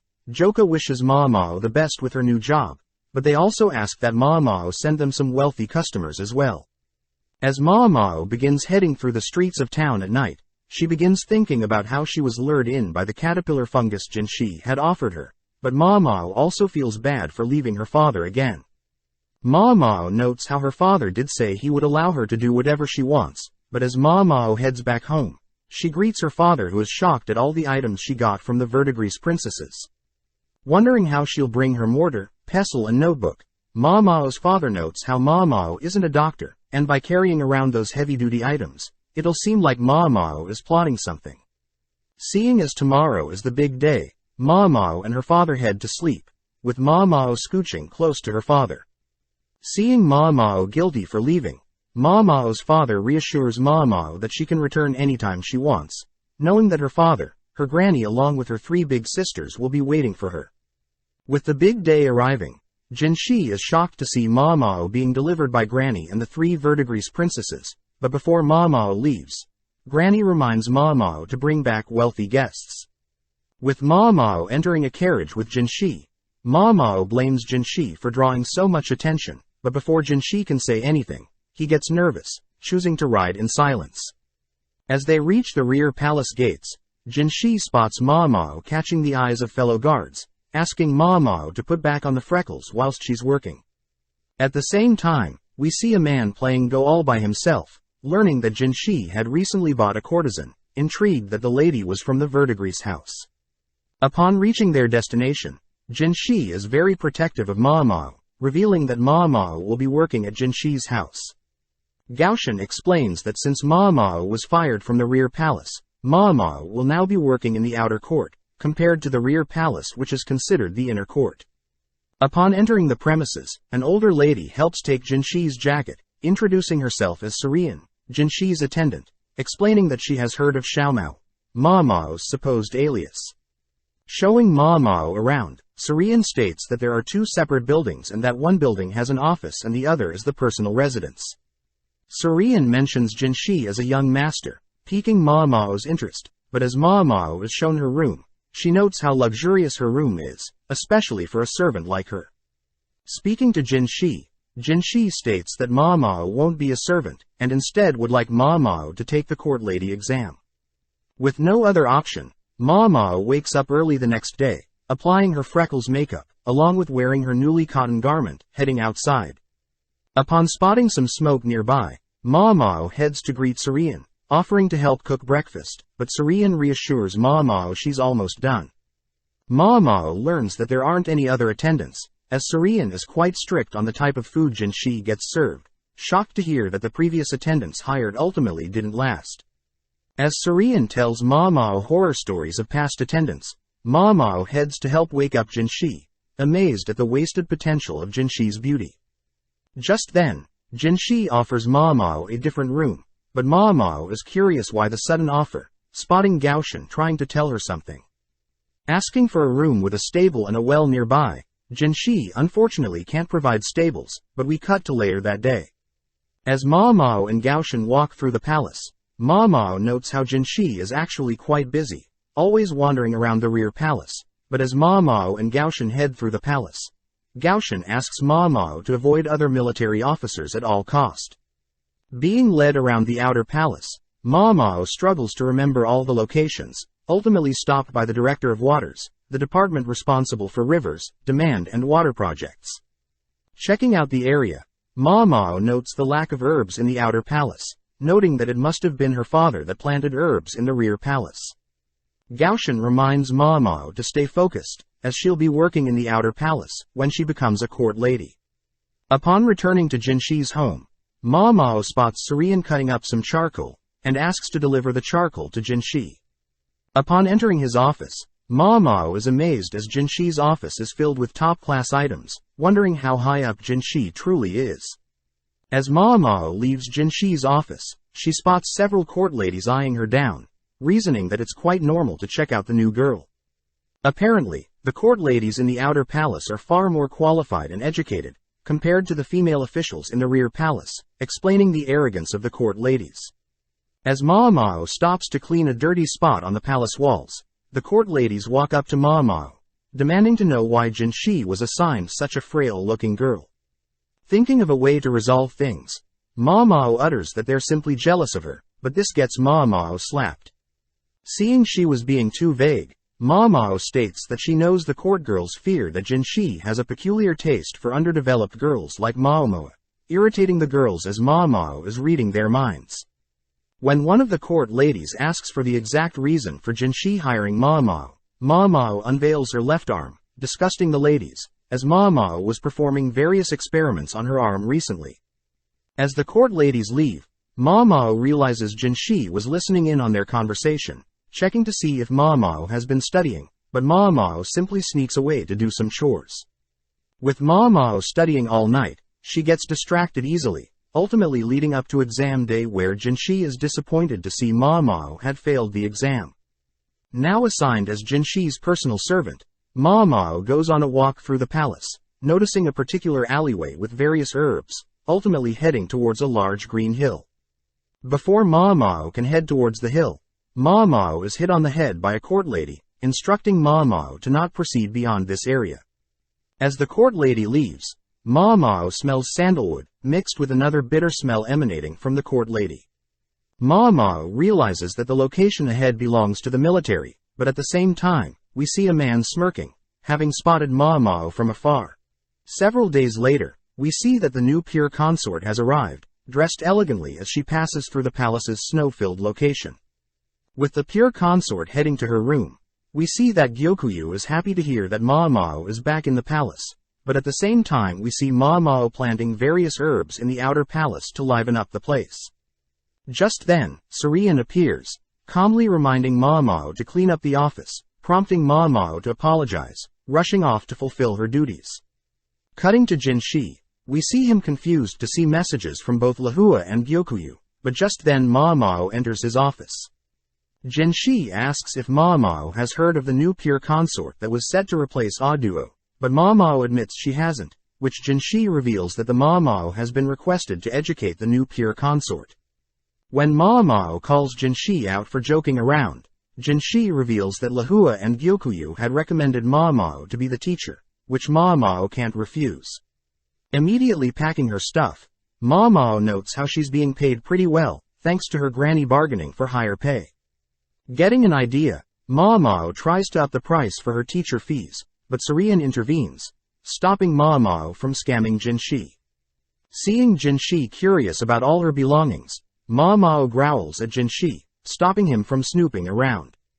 With Gaoshan offering to help Mao Mao wheel all her belongings, Mao Mao states that she will carry everything herself, setting off to the rear palace with Gaoshan and Jinshi. With a nostalgic feeling re-entering the rear palace, Mao Mao is still amazed at how Jinshi is with the ladies, but seeing as there are too many ladies around, Jinshi charmingly asks everyone to leave. Seeing as Mao Mao will be holding a meeting for only the concubines, Mao Mao stops Jinshi and Gaoshan from attending her lesson, barely able to push Jinshi out of the room. Finally, in front of the high-ranking concubines, Mao Mao is happy to see Gyokuyu and Hongnang are well. Mao Mao also sympathizes with Lishu being nervous, but is also impressed that Lady Lahua has made a full recovery since she last saw her. Finally is the new pure consort, Lady Lulin, seemingly wearing a flashy southern style. Getting right down to business, Mao Mao begins her lesson to help the ladies out, handing out copies of books and various items. As Mao Mao begins her lesson, we see Gyokuyu is giddy, Lahua is flustered, Lishu is shocked and Lulin is bored. With several hours passing, we see Jinshi outside trying to listen in on Mao Mao's lesson, but suddenly Mao Mao leaves the room, realizing that Jinshi was trying to peep on her lesson. Checking in on the concubines, Jinshi is surprised to see the various expressions on the ladies, but Mao Mao reiterates that she simply shared knowledge that should be kept between ladies. Happy to see that Gyokuyu and Lahua are at least happy, Mao Mao locks eyes with Lulin for a second, but Lulin simply turns away, leaving for now. That night, we see Mao Mao collapse into her bed, tired from all her duties today. Just then, Mao Mao hears a massive explosion. Springing out of bed, but realizes Surian will scold her if she leaves, so Mao chooses to stay in bed. At the scene, we see a man calling out to Master Lacan, who is inspecting the explosion, seemingly hiding something. The next day, Mao helps clean up Jinshi's office, taking piles of paper to burn near the military office, but suddenly is thankful that Gaoshan and Jinshi have given her some extra layer of clothing. Heading around the rear palace, Mao notes how it's such a shame that no medicinal herbs are being grown, making it her goal to plant herbs beside the already existing dandelions and mugworts. Getting distracted by various other plants, Mao spots Lihaku from afar, rushing to greet him. Noticing he has a different belt color, Mao realizes that Lihaku doesn't know she was fired from the rear palace, but commends Lihaku for working hard to get promoted in order to visit Pyron again. Mao reveals that, in order to spend a night with Pyron, a commoner must fork over half of their annual salary, but since Lihaku couldn't afford Pyron, Lihaku had been sitting down to have tea with other ladies, hoping to catch a glance of Pyron. Noticing the destroyed building, Mao learns that the massive noise was due to a fire last night, and Lihaku has been sent out to investigate. As Mao walks closer to investigate, she learns that no one was injured in the fire, only to observe the fire had spread to adjacent buildings. With the various scattered shrapnel, Mao realizes this must be an intentional attack, noting that the occasional barbarian attack against the emperor's property is plausible. Inside the burnt building, Mao spots a burnt potato, realizing the building must have stored food. Seeing something shiny, Mao heads over to pick up a smoking pipe, but is suddenly scolded by Lihaku for snooping around. Putting things together, Mao realizes something, escaping from Lihaku's grip, only to run across to the building in front of the burnt building. Upon confirming that this building also stores food, Mao asks if she can make use of various items and tools, wanting to test out a hypothesis. Constructing a wooden box, Mao fills the box with flour, asking for some water, along with everyone to be careful. As Mao lights a flame, she reminds Lihaku that the experiment will be dangerous, but Lihaku doesn't believe Mao. As Mao tosses the flame into the box, a small explosion suddenly encases Lihaku, who is splashed with water to avoid burns. Mao reveals that airborne flowers when ignited will cause a massive explosion, deducing that someone must have snuck into the storage room to have a quick smoke, unknowingly creating a massive explosion. Amazed that Mao knows all of this, Mao states that she had done something similar when she was younger, but Mao is more worried of Lihaku catching a cold, asking Lihaku to visit her father for some medicine if he visits the Verdigris house again. That night, Mao realizes that the steel pipe she found must have belonged to a high-ranking noble, choosing to clean it up and keep it for now. At the same time, we see a man crying that he is worthy too, but off to the side a mysterious man observes the crying man. The next day, we see several eunuchs chatting about how Lihaku had figured out the reason for the explosion in the storage room, but they all note how there are rumors that a servant girl was the one who solved it, believing she belongs to Jinshi. Just then Lacan appears, having been sleeping nearby, asking if the men could tell him more about the rumors. That night, we cut to Mao doing some housekeeping, only to run into Gaoshan, who asks Mao to look at a scroll. The scroll is apparently about a poisoning that occurred 10 years ago, involving the poisonous pufferfish. Dreaming of the day she gets to taste pufferfish, Gaoshan offers to take her to a stop, piquing Mao's interest. Gaoshan reveals that recently a colleague had asked for advice regarding a similar event that occurred recently, involving a high-ranking bureaucrat who ate a pufferfish and is now in a coma. Wondering if she should be hearing this top-secret information, Gaoshan is happy to share, trusting that Mao will keep everything a secret. Continuing, Mao double-checks that the bureaucrat was poisoned upon eating the flesh of the pufferfish, strange as the poison normally resides in its guts. Gaoshan corrects Mao, as there are cases of poisoning upon eating a pufferfish's flesh, making Mao reassess all the evidence. Mao notes how both cases of pufferfish poisoning had chefs that didn't intend on using the pufferfish, and both victims were food connoisseurs, both loving raw fish, especially pufferfish. In both cases, the guts of the pufferfish was found intact, and cooks stated that pufferfish was never served to the victims, but the symptoms of the victims matches those from the poison of a pufferfish. Since there is no way to conclude anything, Mao asks if Gaoshan can gather more information, watching as Gaoshan leaves. Ma Mao notes how it's common to have foods sit in the trash for a few days, meaning the cooks don't seem to be lying, but just then Jinshi appears, scaring Ma Mao. Jinshi asks what Ma Mao is thinking of, all whilst Surian dries Jinshi's hair, but needing space to think Ma Mao leaves.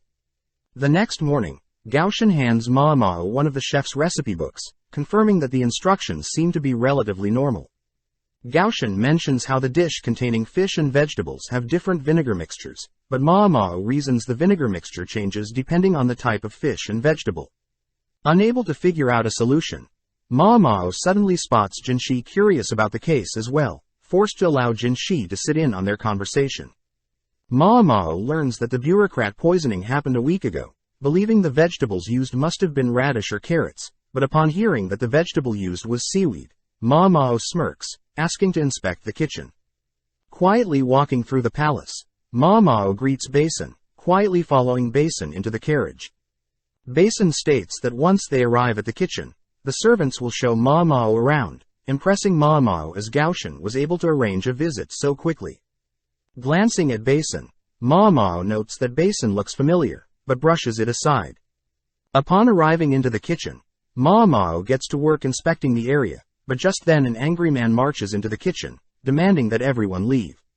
Intervening, Basin states that they've been granted permission to inspect the kitchen, calming down the man, who is revealed to be the poisoned bureaucrat's younger brother.